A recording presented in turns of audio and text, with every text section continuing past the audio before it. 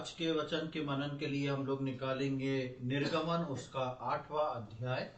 Exodus chapter 8, निर्गमन उसका 8वां अध्याय।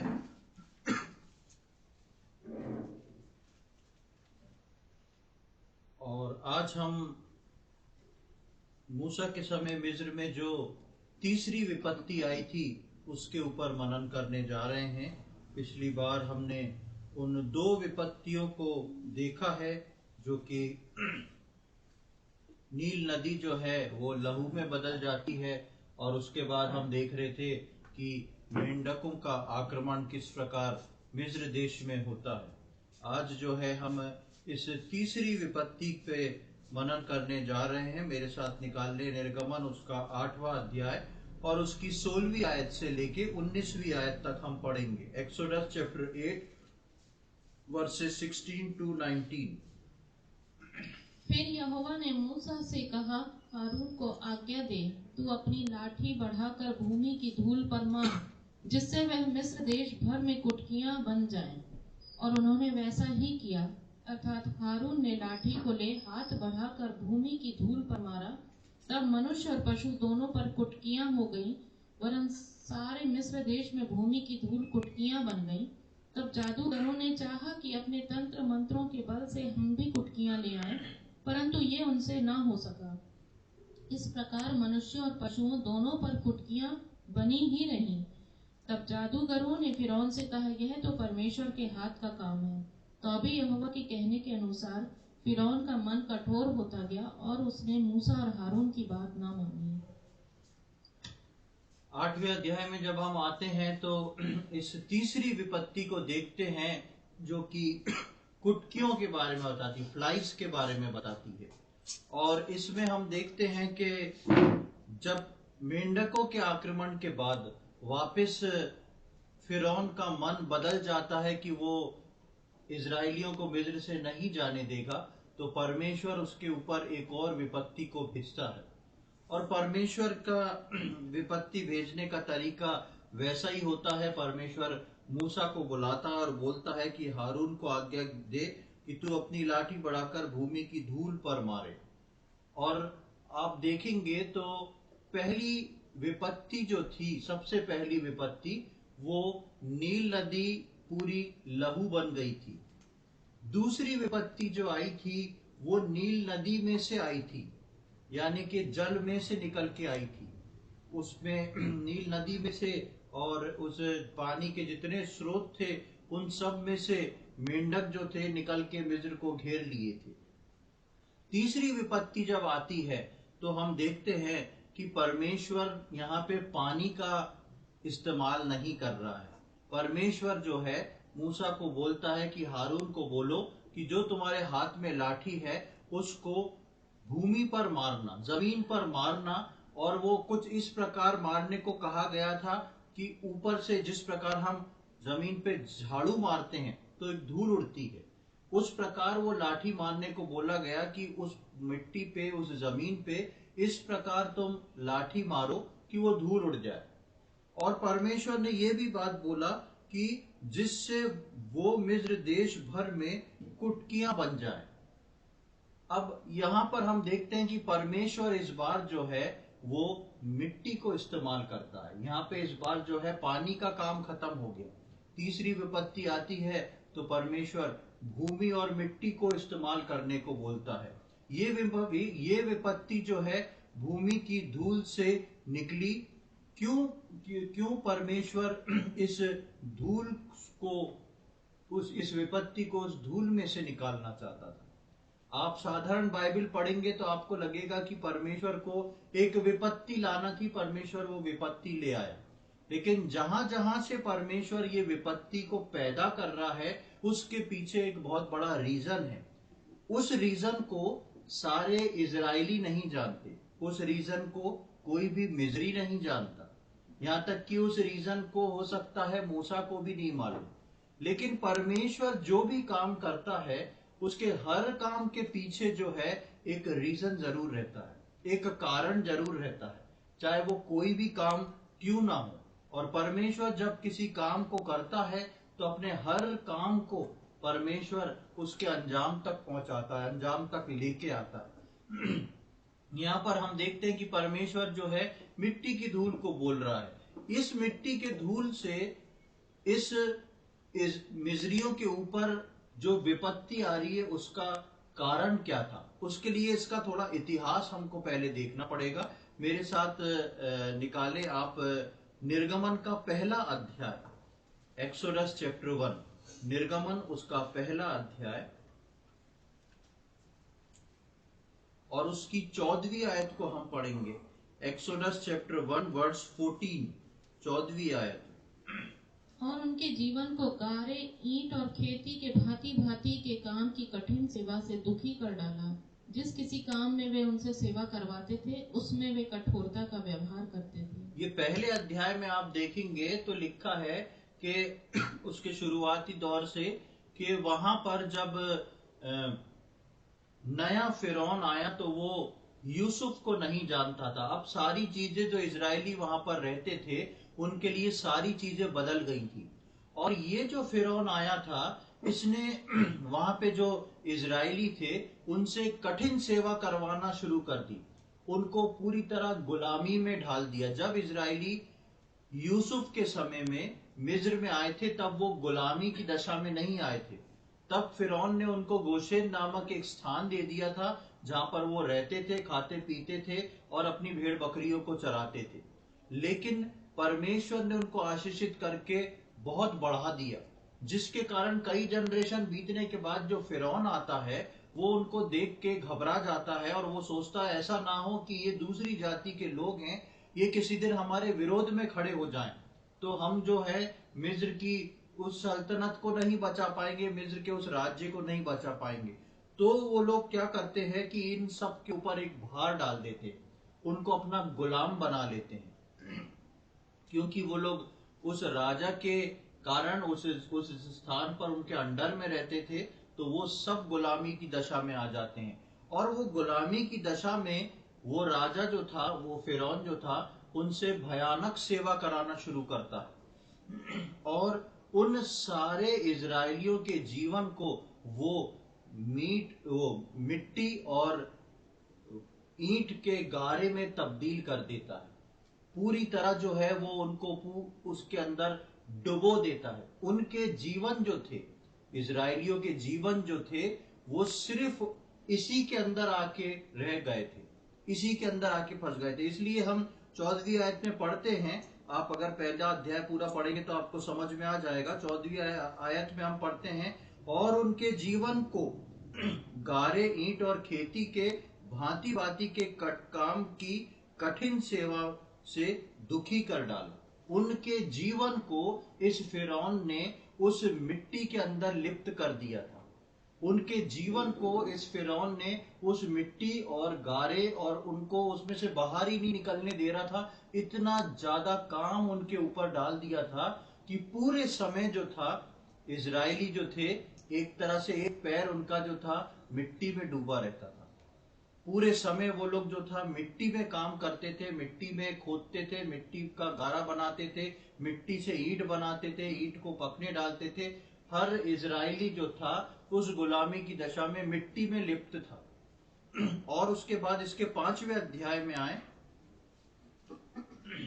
5वें अध्याय में जब परमेश्वर मूसा को भेज देता है इन लोग को छुटकारा देने के लिए, तो 5वें अध्याय की 10 से 14वीं आयत को पढ़े। 10, 11, 12, 13, 14।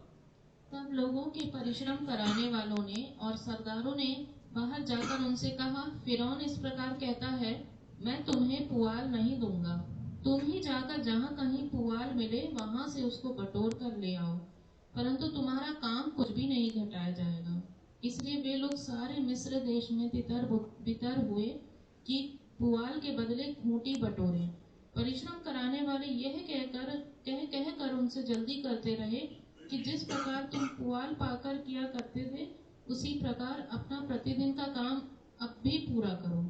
और इजरायलियों में से जिन सरदारों को फिरौन के परिश्रम कराने वालों ने उनका अधिकारी ठहराया था, उन्होंने मार खाई और उनसे पूछा गया, क्या कारण है कि तुमने अपनी ठहराई हुई ईंटों की गिनती के अनुसार पहले के समान कल और आज पूरी नहीं कराई? बस यहाँ पर हम इस बात को सीखते हैं कि 10वीं आयत से लेकर 14वीं आयत के बीच में कि यहाँ पर जो परिश्रम की बात हमने देखी पहले अध्याय में निर्गमन के पहले अध्याय में, वहां पर देखते हैं 5वें अध्याय में वो जो है वो दुगनी हो गई। और वहां पर पहले उनको ईंट के लिए जो पुआल था वो दिया जाता था, अब वो भी नहीं दिया जा रहा है, वो भी उनको बटोरना है। और इस रीति से उनकी ये समस्या जो थी वो और अधिक कठिन हो गई थी। हर दिन जो है वो इसके अंदर डूबते चले जा रहे थे। इन 430 वर्ष में पूरे मिस्र के लोगों ने और फिरौन ने सब ने मिलके इजरायली जो वहां रहते थे उनके जीवन को जो था पूरी तरह मिट्टी के अंदर मिला दिया था। उनका सारा परिश्रम जो था वो मिस्र की मिट्टी ने चूस लिया था, ले लिया था, और उनके पास कुछ भी बचा नहीं था उनके परिश्रम के लिए, क्योंकि सब कुछ उनसे छीना जा चुका था। उनका खून पसीना जो था उस मिट्टी के अंदर मिला दिया गया था, इतने कठिन और बड़े लेबर के कारण। और हम एक आयत को और देखते हैं कि परमेश्वर किस प्रकार एक एक चीज पर ध्यान रखता है। उत्पत्ति उसके 4थे अध्याय में देखें, जेनेसिस चैप्टर 4, उत्पत्ति उसका 4था अध्याय, उत्पत्ति 4था अध्याय। और यहाँ पर परमेश्वर जो है केन से एक बात बोलता है, उसकी 10वीं और 11वीं आयत, जेनेसिस चैप्टर 4 वर्स 10 एंड 11। उसने कहा, तूने क्या किया है? तेरे भाई का लहू भूमि से मेरी ओर चिल्ला कर मेरी दुहाई दे रहा है। इसलिए अब भूमि जिसने तेरे भाई का लहू तेरे हाथ से पीने के लिए अपना मुंह खोला है, उसकी ओर से तू श्रापित है। यहाँ पर भूमि के विषय में एक बात बताई गई है, जहाँ पर केन जो था वो इस बात को बोलता है परमेश्वर को। परमेश्वर जब केन से पूछता है तूने क्या किया, और केन अपने भाई को मार के आ जाता है, और परमेश्वर केन से इस बात को बोलता है कि तुमने जो काम किया है वो बहुत गलत किया है। तुमने सोचा कि तुम काम करके अलग हट गए हो, लेकिन वो जो जगह है, वो जो भूमि है, वो जो मिट्टी है, वो वहां से चिल्लाकर मेरी दुहाई दे रही है। वो मिट्टी जो है चिल्लाकर परमेश्वर की दुहाई दे रही है कि परमेश्वर यहाँ पर कुछ हुआ है। यही मिट्टी जो थी यहाँ 430 वर्ष जो थी, ये मिट्टी के अंदर मिस्रियों ने इजरायलियों के जीवन को पूरी तरह मिला दिया था। मिस्रियों ने, फिरौन ने इजराइल के जीवन को पूरी तरह मिट्टी और गारे में डुबो दिया था। और परमेश्वर जो था इस बात को नहीं भूल रहा था। वो मिट्टी इन इजरायलियों के लिए भी परमेश्वर की दुहाई देती है, और परमेश्वर जो है इस कारण से, इस धूल से, इसी मिट्टी से उठा के इस विपत्ति को लेके आता है। ये कारण था इसके पीछे कि परमेश्वर ये जो कुटकियों को लाया था वो उस मिट्टी में से निकाल के लाया था। और 8वें अध्याय के हम जैसा हमने 16 में पढ़ा कि परमेश्वर उसको आदेश देता है, और 17वीं में आयत में जब हम आते हैं तो लिखा है, और उन्होंने वैसा ही किया, अर्थात हारून ने लाठी को ले हाथ बढ़ाकर भूमि की धूल पर मारा, तब मनुष्य और पशु दोनों पर कुटकियां हो गईं, वरन सारे मिस्र देश में भूमि की धूल कुटकियां बन गई। हारून ने जैसे ही वहां पर उस मिट्टी को उछालता है वो लाठी से, उसका केवल लाठी को मिट्टी में उस स्थान पर टच करना था, लेकिन टच करते ही वो परमेश्वर का एक आदेश था उस मिट्टी के ऊपर। हारून ने एक स्थान पर टच किया, लेकिन मिस्र की सारी भूमि में से वो कुटकियां जो थी एक बड़े सैलाब के समान निकल के आके पूरे मिस्र को घेर लेती, पूरे मिस्र के ऊपर वो छा जाती। अब दूसरा सवाल आता है जब हम 17वीं आयत में आते हैं और इस बात को देखते हैं कि मिट्टी के बारे में क्यों परमेश्वर ने मिट्टी से इसको उत्पन्न किया था। क्योंकि मिट्टी जो थी अपना बदला ले रही थी उन मिजरियों से। लेकिन इस मिट्टी से केवल कुटकियां ही क्यों पैदा हुई? ऐसा क्या था जो परमेश्वर जो था इन कुटकियों को लेके आया? सर्वप्रथम ये कुटकी जो थी, यहाँ पे कुटकियां लिखा हुआ है, आप अंग्रेजी बाइबल में देखेंगे तो फ्लाइज लिखा हुआ दिखेगा, पर ये किस प्रकार की थी? ये बहुत छोटी थी और हम इसको इस प्रकार से समझ सकते हैं कि जो जूं हो जाती है ना, जूं को और क्या बोलते हैं? खटमल। नहीं, सिर के अंदर एक क्या बोलते हैं उसको? रूसी। नहीं, रूसी नहीं, जूं ही बोलते हैं। अंग्रेजी में वो सब फ्लाइज हैं? लाइस, हाँ लाइस, ठीक है। तो उस प्रकार की थी, पर वो जू नहीं थी, है, पर साइज और वो था, लेकिन उनका काम एक था। उनका काम जो था वो एक था, और उनका काम क्या होता है? खून पीना। खून पीना उनका काम है। परमेश्वर ने इस मिट्टी से उस विपत्ति को निकाला, क्योंकि परमेश्वर उस मिट्टी पे जो इजरायलियों का लहू और पसीना गिरा था, उस मिट्टी से ही परमेश्वर उस विपत्ति को लेके आता है। और एक ऐसे प्राणी को, एक ऐसे पतंगे को परमेश्वर लेके आता है जिसका काम जो है वो इस प्रकार से है कि बारीकी से वो हर जगह चला जाए, और उसका काम जो है क्या है? वो खून पीता रहे। और आप देखेंगे कि 17वीं आयत में लिखा है, लाठी को ले हाथ बढ़ाकर भूमि की धूल पर मारा, तब मनुष्य और पशु दोनों पर कुटकियां हो गईं, वरन सारे मिस्र देश में भूमि की धूल कुटकियां बन गई। पूरी मिस्र देश की भूमि, पूरी मिस्र देश की जमीन, मिट्टी जो थी, वो पूरी की पूरी मिट्टी का एक एक कण कितना बारीक होता है, वो पूरा का पूरा तब्दील हो चुका है इन कुटकियों में। और ये सारी कुटकियां जो हैं वो आ किस पे गई हैं? मिस्रियों के सारे मनुष्यों पे और सारे पशुओं पे। और जब ये होता है तो क्या होता है? जूं हो जाती तो क्या होता है?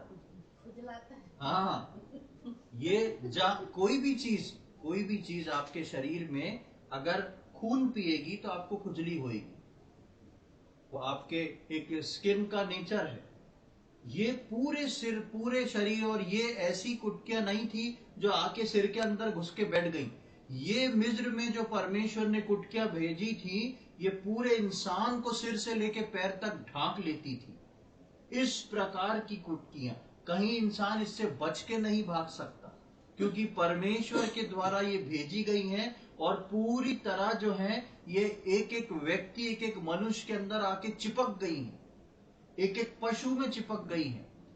और इन सब के साथ साथ न केवल वो इरिटेशन, वो खुजली, लेकिन उन सब के साथ साथ जो है मनुष्य जो है वो चिंतित है, परेशान है, दुखी है।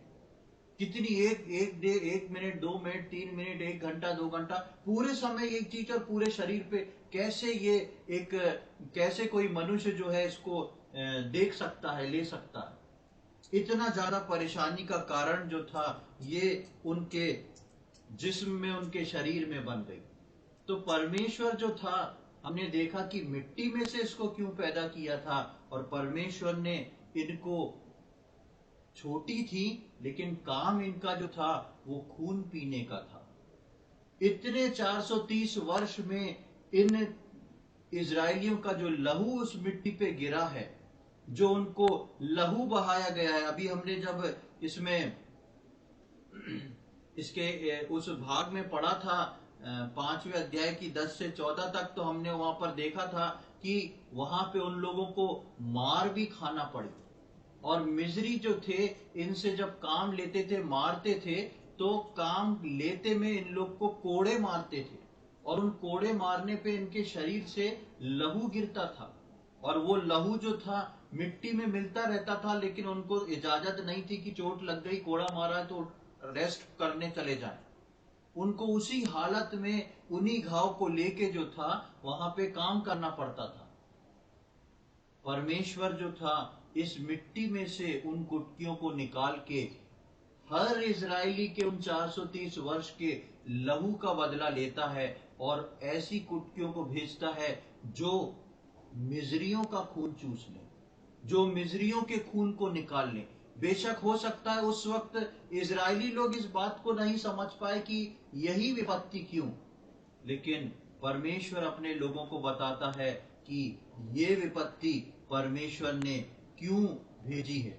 इन 430 वर्ष में मिस्री लोगों ने इजरायलियों के खून पसीने को मिट्टी में मिलाया था, पूरी तरह तहस नहस कर दिया था, उनको चैन नहीं लेने दिया था। और परमेश्वर इन कुटकियों को भेज के मिस्रियों को ये वापस से याद दिलाता है कि मेरे लोगों का लहू जो था इसी मिट्टी पे बहा है और इसीलिए इस मिट्टी से ये तीसरी विपत्ति निकल के आई है। और जिस प्रकार 430 वर्ष में तुमने मेरे लोगों के खून को चूसा है, खून को निकाला है, उस प्रकार ये सैकड़ों की तादाद में आके तुम्हारे अंदर से तुम्हारे खून को निकाल रहे हैं। इसलिए परमेश्वर जो है इस तीसरी विपत्ति को, जो फ्लाइज है, कुटकियां हैं, उनको परमेश्वर जो है वो भेजता है। उसके बाद 18वीं आयत में जब हम आते हैं तब हम वहां पर जादूगरों का रिएक्शन देखते हैं। 18वीं आयत में लिखा है, जब जादूगरों ने चाहा कि अपने तंत्र मंत्र के बल से हम भी कुटकियां ले आएं, परंतु ये उनसे ना हो सका। इस प्रकार मनुष्य और पशुओं दोनों पर कुटकियां बनी रही। अब हमने देखा था कि पहला जो परमेश्वर ने विपत्ति भेजी थी, नील नदी के पानी को लाल करना, तो वो बचे कुचे पानी को वहां के जादूगरों ने भी लाल कर दिया था। वो भले ही इस बात को नहीं समझे कि हम और गड़बड़ी कर रहे हैं, पर उनने अपने घमंड को बताने के लिए उस काम को कर दिखाया था। और उन्हें इस बात को बताया था कि तुम्हारा परमेश्वर कर सकता है तो हम भी कर सकते। फिर परमेश्वर दूसरी विपत्ति में मेंढकों को भेजता है, तो ये जादूगर भी उन मेंढकों को पैदा करके ले आते हैं, सामने ले आते हैं और इस बात को बताते हैं कि जो तुम्हारा परमेश्वर कर सकता है वो हम भी कर सकते। तीसरी विपत्ति आती है, परमेश्वर छोटी छोटी फ्लाइज को भेजता है।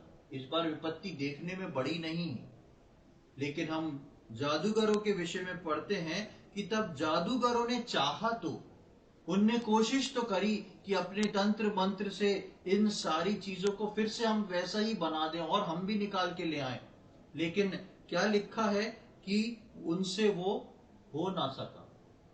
उनसे ये काम जो था वो हो ना सका। जादूगरों से ये इस बार नहीं हो पाया।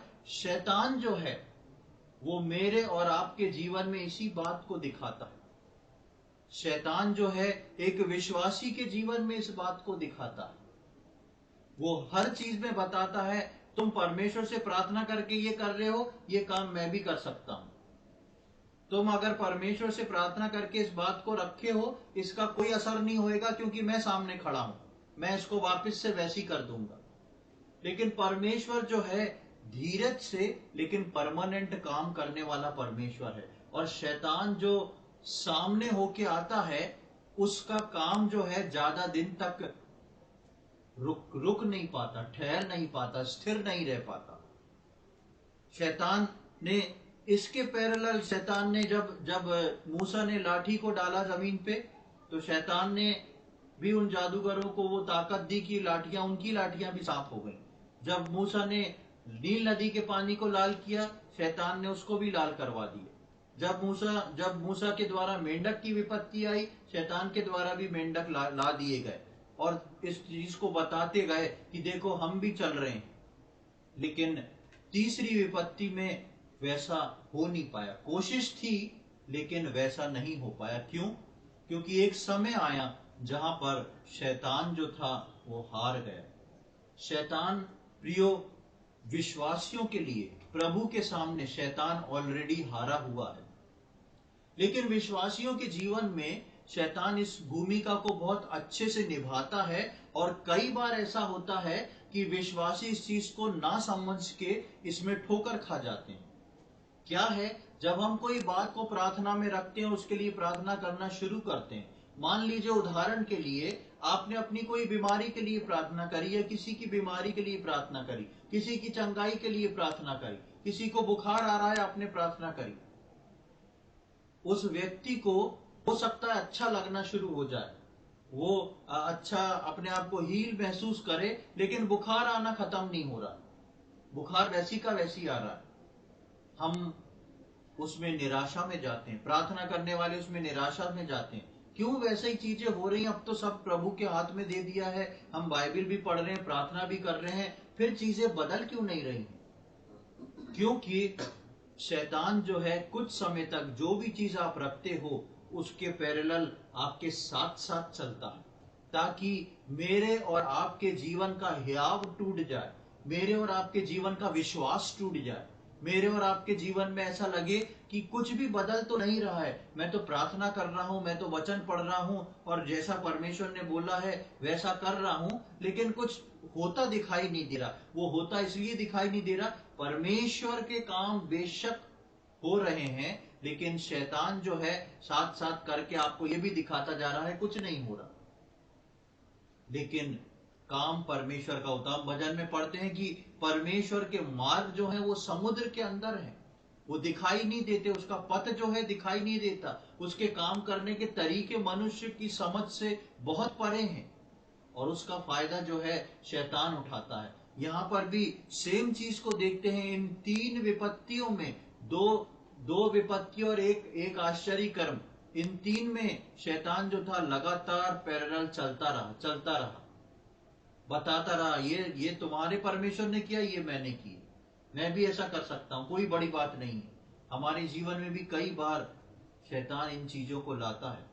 अब तक समस्या में है, अब तक चीजें नहीं बदल रही हैं, जो प्रार्थना कर रहे एकदम सब कुछ ठीक क्यों नहीं हो जाता है? हम सोचते हैं कि परमेश्वर जो है वो एक क्षण में सब कुछ ठीक कर देता है, फिर क्यों नहीं कर पा रहा है?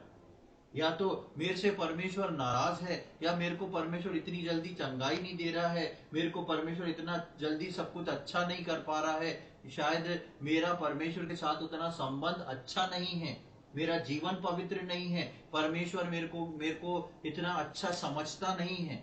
प्रियो, ऐसा कभी ना सोचे। हमेशा ध्यान रखें, आप विश्वास में आ गए हैं तो परमेश्वर आपके ऊपर वर्कआउट कर रहा है, परमेश्वर आपके जीवन में काम कर रहा है। बेशक शैतान जो है वो इन सारी चीजों को लेके आएगा, दिखाएगा आपको कि चीजें बदल नहीं रही हैं, लेकिन अपने परमेश्वर की ओर देखें, अपनी परिस्थितियों की ओर ध्यान ना दें, आपके साथ जो कुछ चारों तरफ चल रहा है उनकी ओर ध्यान ना दें, अपने परमेश्वर की ओर देखते रहें, और यकीन जाने आपका परमेश्वर जो है आपके लिए काम को कर रहा है। उसके बाद हम यहाँ पर देखते हैं कि ये तंत्र मंत्र करने वाले जितने भी जादूगर थे वो एक बात को बोलते हैं। क्या बात को? 19वीं आयत में हम पढ़ते हैं, तब जादूगरों ने फिरौन से कहा, ये तो परमेश्वर के हाथ का काम है। अभी तक जादूगर जो थे वो सिर्फ उस काम को करके बता दे रहे थे, और उनका काम उनके लिए बोल रहा था, उनका काम उनके लिए बोल रहा था, जादूगरों को कुछ बोलने की बात नहीं थी। लेकिन जब जादूगर इस काम को नहीं कर पाए, लिखा है उन्होंने करना चाहा पर कर नहीं पाए, जब उन्होंने करना चाहा और कर नहीं पाए, तब वो फिरौन को, अपने राजा को जाके बोलते हैं, क्या बोलते हैं कि ये तो परमेश्वर के हाथ का काम है। ये बात कौन बोल रहे हैं? वो जादूगर जो परमेश्वर को नहीं जानते, ना परमेश्वर को मानते हैं। जब से मूसा फिरौन से मिलने को आया दोबारा मिस्र में, सबसे पहले मूसा ने फिरौन से बोला, हमारे यहोवा परमेश्वर ने तुम्हारे पास मुझको भेजा है। तो फिरौन बोलता है, कौन तुम्हारा परमेश्वर? मैं तुम्हारे कोई ऐसे परमेश्वर को नहीं जानता। लेकिन तीसरी विपत्ति आने तक आप देखेंगे, दूसरी विपत्ति में भी जब मेंढकों को भेजा गया था तो फिरौन बोलता है मूसा के से कि जाके अपने परमेश्वर से विनती करो और इनको हटवाओ। अब फिरौन मान चुका है और मिस्र के लोग मान चुके हैं, और वहां के जो जादूगर हैं, जो कि जिनके पास अपने उनका जादू उनके घमंड का कारण है, वो इस बात को बोल रहे हैं कि ये काम तो सिर्फ मिस्रियों का परमेश्वर कर सकता है, ये काम जो है सिर्फ परमेश्वर कर सकता है। और वो जाके इस बात को फिरौन को बोलते हैं, उनका इस बात को फिरौन को बोलना इस बात को बताता है कि वो आके फिरौन को बताते हैं कि अब ये चीज हमारे बस से बाहर है, अब हम इसमें कुछ भी नहीं कर सकते हैं। अपनी इज्जत को बचाने को, अपने स्टेटस को बचाने को इन जादूगरों ने बहुत कुछ किया होगा, लेकिन कुछ हो नहीं सका। और आखिर में वो बोलते हैं इस काम में किसका हाथ है? परमेश्वर का हाथ। न केवल फिरौन, न केवल मिस्र के लोग, लेकिन वहां के जादूगर जो थे वो सब आखिरकार इस बात को मानते हैं कि मूसा का परमेश्वर जो है वो कुछ है। मूसा का परमेश्वर जो है वो ऐसा है जिसके विरोध में हम खड़े नहीं हो सकते। मूसा का परमेश्वर ऐसा है जिसके विरोध में हमारा कोई भी जादू नहीं चल सकता। इस बात को वो मूसा को बोलते हैं, वो उस बात को वो फिरौन को बोलते हैं। और प्रियो, परमेश्वर निश्चित तौर पे विश्वासियों के लिए भी यही काम करता है।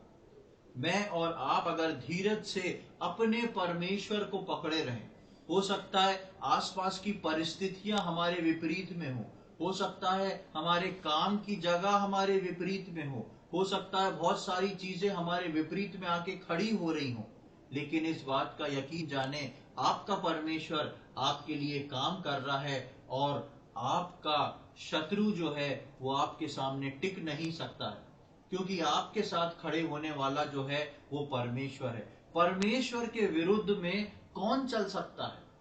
परमेश्वर की स्ट्रेटेजी के आगे कौन खड़ा हो सकता है? इसलिए हम नए नियम में एक वचन को पढ़ते हैं कि जो वो क्या वचन है, जो परमेश्वर से नहीं, यदि परमेश्वर हमारे साथ है तो कौन हमारे विरोध में खड़ा हो सकता है? कौन हमारा विरोधी हो सकता है? इस बात को परमेश्वर यहाँ पर सिद्ध करता और बताता है। इजरायली और मूसा के साथ परमेश्वर खड़ा था। बेशक विरोधी जो थे जम के आए थे, लेकिन ज्यादा दिन चल नहीं पाए। यकीन जाने प्रियो, आपकी हो सकता है परेशानी हो जो खत्म नहीं हो रही हो, आपके मन की चिंताएं हो जो खत्म नहीं हो रही हो, आप किस प्रार्थना के साथ किसी चीज पे वर्कआउट कर रहे हो जिसका रिजल्ट नहीं आ रहा हो, इसका मतलब ये नहीं कि कुछ होगा नहीं। मतलब ये है कि परमेश्वर आपके साथ है और निश्चित तौर पे आप अपनी प्रार्थनाओं के उत्तर देखेंगे। निश्चित तौर पे आप जो है अपनी विजय को देखेंगे प्रभु यीशु मसीह में, और तब आप आनंद से भर जाएंगे और इस बात को जान जाएंगे। यहाँ पर मूसा नहीं बोल रहा है कि मेरा परमेश्वर ने ये किया है, वहां पे मिस्र के जादूगर आके बोल रहे हैं ये इसमें जो है परमेश्वर का हाथ। परमेश्वर अपने शत्रुओं से अपनी बड़ाई को करवा लेता है। कोई भी बात जो है वो परमेश्वर के विरोध में काम ज्यादा दिन तक नहीं कर सकती। हो सकता है लगे, लेकिन करेगी नहीं। एक वचन को हम पढ़े, नीति वचन 21वां अध्याय उसकी 30वीं आयत, प्रोवर्ब्स चैप्टर 21 वर्स 30। नीति वचन 21वां अध्याय और उसकी 30वीं आयत। यहोवा के विरुद्ध ना तो कुछ बुद्धि और ना कुछ समझ, ना कोई युक्ति चलती है। युद्ध, हाँ, बस यहाँ पर हम देखते हैं यहोवा के विरोध में, यहोवा के विरोध में ना तो कुछ बुद्धि और ना कुछ समझ, ना कोई युक्ति चलती। तीन चीजों को यहाँ पर मेंशन किया है, बुद्धि, समझ और युक्ति। ये तीनों चीजें जो हैं वो परमेश्वर के सम्मुख नहीं चल सकती। विजडम, नॉलेज एंड स्ट्रेटजी, ये तीनों चीजें जो हैं वो परमेश्वर के विरोध में काम कर ही नहीं सकती। चाहे मनुष्य कितनी भी ऊंचाइयों पे पहुंच जाए, चाहे मनुष्य की टेक्नोलॉजी कितनी भी ऊंची क्यों ना बन जाए, चाहे मनुष्य कितना भी बड़ा साइंटिस्ट क्यों ना बन जाए, लेकिन सारी युक्तियां, सारी बुद्धि, सारा ज्ञान जो है वो परमेश्वर के रचना के विरोध में नहीं खड़ा हो सकता, परमेश्वर के काम के विरोध में खड़ा नहीं हो सकता। जब मूसा उस पहाड़ से उतर के आया था और इजरायलियों को बोला था, और इजरायलियों के और मिस्र के राजा ने इजरायलियों के ऊपर और भार बढ़ा दिया था, तो इजरायली बोलते हैं कि ये तो हमारे लिए बहुत बड़ी समस्या हो गई, इससे अच्छा तो पहले हम थे। इसने आगे बोल दिया चलो परमेश्वर के लिए बलिदान चढ़ाएंगे, और राजा से बात करी और राजा ने और ज्यादा भार हमारे ऊपर डाल दिया। उनके लिए एक बहुत बड़ी समस्या बन गई। लेकिन यहां पर परमेश्वर ने अपने काम को जारी रखा, और कुछ ही दिनों के बाद सारे इजरायली जो है इस बात को देख रहे हैं कि ये वो हमारा परमेश्वर है जो हमारे बाप दादाओं के लेबर का, उनके दुख का, उनके खून पसीना जो बहा था उसका बदला ले रहा है। वहां से परमेश्वर अपना काम शुरू कर रहा है। परमेश्वर अपने काम को अपने तरीके से करता है और अपने स्थान से, अपने पॉइंट से करता है। मेरे और आपके तरीके, मेरे और आपके स्थान हो सकता है बदल सकते हैं। हमारी इच्छा होगी परमेश्वर इस पॉइंट से काम करे, इस प्रकार काम करे तो अच्छा काम होगा, लेकिन परमेश्वर अपने हिसाब से, अपने पॉइंट से काम शुरू करता है और अपने पॉइंट पे ही काम खत्म करता है। उस वक्त इजरायली लोगों को समझ में नहीं आया। इजरायली लोग गुस्से में आ गए, मूसा को बकने लगे, और मूसा भी जाके परमेश्वर से बोलने लगा मैंने आपको नहीं कहा था कि मेरे को मत भेजो, देखो क्या हुआ। आखिर मनुष्य की समझ में कुछ नहीं आया। लेकिन जब परमेश्वर ने काम करना शुरू करा तब सबको समझ में आने लगा कि परमेश्वर वो परमेश्वर है जिसके विरोध में कोई भी चाल नहीं चल सकती, जिसके विरोध में कोई भी बुद्धि काम नहीं कर सकती। और ये परमेश्वर अपने लोगों के लिए अपनी बुद्धि और अपनी युक्तियों के अनुसार जो है वो काम करता है। प्रियो, प्रभु अपने लोगों की हमेशा सुधि रखता है। परमेश्वर अपने लोगों को कभी भी छोड़ता नहीं है। परमेश्वर अपने लोगों को कभी भी त्यागता नहीं है। बेशक शैतान हमारे पैरेलल में चल के हमको दिखाता है कि सब चीजें बदली हैं, 5 साल हो गए, 10 साल हो गए, 20 साल हो गए, 40 साल हो गए, सब कुछ वैसी का वैसी चल रहा है, कुछ भी नहीं बदल रहा है। लेकिन परमेश्वर मेरे और आपके जीवन में अपने समय के अनुसार सब कुछ बदलता है, और उसको अपने लोगों का ध्यान है, वो अपने लोगों की सुधि को रखता है। एक आयत को हम आखिरी में पढ़ेंगे, यशायाह नबी की किताब उसका 46वां अध्याय, बुक ऑफ आइजाया चैप्टर 46। यशायाह नबी की किताब उसका 46वां अध्याय, book of Isaiah chapter 46 and verse 4। यशायाह 46 उसकी 4थी आयत। तुम्हारे बुढ़ापे में भी मैं वैसा ही बना रहूंगा, और तुम्हारे बाल पकने के समय तक तुम्हें उठाए रहूंगा। मैंने तुम्हें बनाया और तुम्हें लिए फिरता रहूंगा। मैं तुम्हें उठाए रहूंगा और छुड़ाता भी रहूंगा। हाँ, मैं तुम्हें उठाते रहूंगा और छुड़ाता भी रहूंगा। उठाए रहूंगा हमेशा। मूसा जब टोकरी में डाल के पानी में बहा दिया गया था, तब परमेश्वर मूसा को पकड़े हुए था। उस नदी में मूसा डूब सकता था, उस नदी में खतरनाक जानवर थे, वो उसको खा सकते थे। लेकिन मूसा जब पैदा होके टोकरी में रखा गया, परमेश्वर उसको उठाए हुए चल रहा था। और अब मूसा कितने वर्ष का हो गया है? जहां पर हम पढ़ रहे हैं 80 को पार कर दिया है। मूसा जो है 80 वर्ष को पार करके निकल गया है। ये परमेश्वर मूसा को 40 वर्ष तक मिस्र में भी पालता रहा।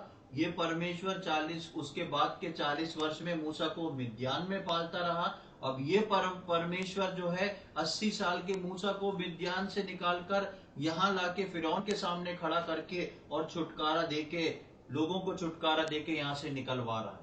परमेश्वर जो है उसको हाथों हाथ लेके चल रहा है, और ना केवल मूसा को, सारे इजरायलियों को।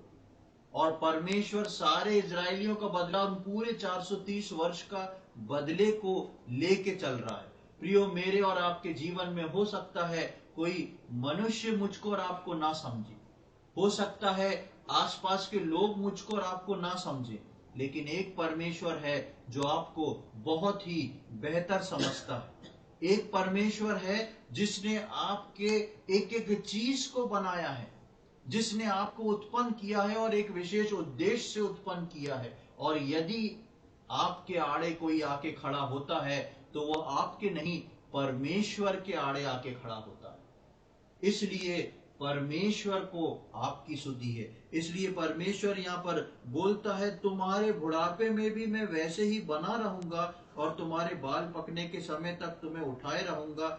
मैंने तुम्हें बनाया और तुम्हें फिर तुम्हें लिए फिरता रहूंगा, मैं तुम्हें उठाए रहूंगा और छुड़ाता भी रहूंगा।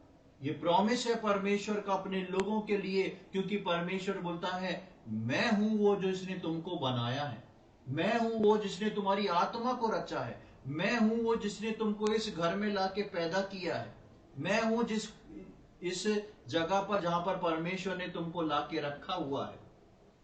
मैं तुमको कभी छोड़ूंगा नहीं, मैं तुमको तुम्हारे बुढ़ापे तक लिए चलूंगा, मैं तुमको उठा के लेके चलूंगा और मैं तुमको हर बार छुटकारा दिया करूंगा। प्रियो, ऐसा कौन सा परमेश्वर है जो अपने लोगों के लिए इस बात को बोलता है कि मैं तुमको उठा के लेके चलूंगा। दुनिया के सारे भगवानों को मनुष्य को उठा के लेके चलना पड़ता है, लेकिन ये एक ऐसा परमेश्वर है जो बोलता है मैं तुमको उठा के लेके चलूंगा ताकि तुम ठोकर ना खाओ। और जहां जहां तुम्हारे लिए खतरा है, जहां जहां तुम्हारे लिए परेशानियां हैं, वो सब आएंगी जरूर। परमेश्वर ये नहीं कहता मैं तुमको तुम्हारे जीवन से उनको सबको स्किप कर दूंगा, वो सब आएंगी जरूर, लेकिन परमेश्वर बोलता है मैं तुमको उसमें से छुड़ाता भी रहूंगा। तो प्रियो, मेरा और आपका परमेश्वर ऐसा महान परमेश्वर है। हम देख रहे थे मिस्र में आने वाली तीसरी विपत्ति को, परमेश्वर के बुद्धि में, परमेश्वर का दिमाग जो था वो अद्भुत था। परमेश्वर किस तरह तीसरी विपत्ति को शुरू करवाता है। मनुष्य भूल चुके हैं, इजरायली भूल चुके हैं, सारी बातें बीत गई हैं, लेकिन परमेश्वर उनको छुटकारा दिलाने से पहले, जिससे पहले मिस्र की प्रजा जो है वो डूब के मर जाती समुद्र में, उससे पहले, उनके छुटकारे से पहले, इजरायलियों के छुटकारे से पहले परमेश्वर इजरायलियों को आंखों के सामने दिखा रहा है कि जो 430 वर्ष तुम्हारे साथ हुआ है उसका मैं पहले हिसाब लूंगा, उसके बाद तुमको छुटकारा दूंगा, ताकि तुम जान लो कि ये वो परमेश्वर नहीं है जो 430 वर्ष तुम जब रो रो के पुकारते रहे तो मेरी आंख और कान बंद नहीं थे। हर चीज को मैंने देखा है, तुम्हारे साथ जीवन में जो कुछ भी हुआ है उस हर चीज को मैं ध्यान रखने वाला और लिख के रखने वाला परमेश्वर हूं। मैं तुमको कभी नहीं छोड़ूंगा और तुम्हारा छुटकारा देने वाला परमेश्वर मैं हूं। मैं वो परमेश्वर हूं जो तुम्हारे साथ साथ चलूंगा। प्रियो, आज कितना धन्य समय हमको मिलता है जब हम इन वचनों को पढ़ते हैं कि परमेश्वर हमको बताता है ऐसा अद्भुत परमेश्वर हमारा परमेश्वर है जो हमको लिए चलता है, जो हमारी सुधि रखता है और हमको कभी छोड़ता नहीं। आज इन 3 बातों को हमने सीखा कि परमेश्वर मिस्र में मिट्टी में से विपत्ति को क्यों निकाल के लाया था। दूसरी बात हमने देखी कि परमेश्वर इन कुटकियों को, इन फ्लाइज को ही क्यों लेके आया था। और तीसरी बात हमने देखी कि मिस्र के जादूगर जो थे वो उस काम को नहीं कर सके जो अब तक वो करते चले आ रहे थे। और मिस्र के जादूगर इस बात को बोलते हैं इसमें परमेश्वर का हाथ है। प्रियो, मेरे और आपके जीवन में हर चीज में हमारे परमेश्वर का हाथ है। हम कोशिश करें, रोज प्रार्थना करें, वचन पढ़ें और रोज अपने परमेश्वर के हाथ से हाथ मिलाएं, रोज अपने उस रिलेशनशिप को स्ट्रांग रखें ताकि हर दिन हम अपने परमेश्वर के हाथों में बने रहें। परमेश्वर इन वचनों को समझने में हम में से प्रत्येक की सहायता करे। प्रभु के नाम की महिमा। आइए हम प्रार्थना करें।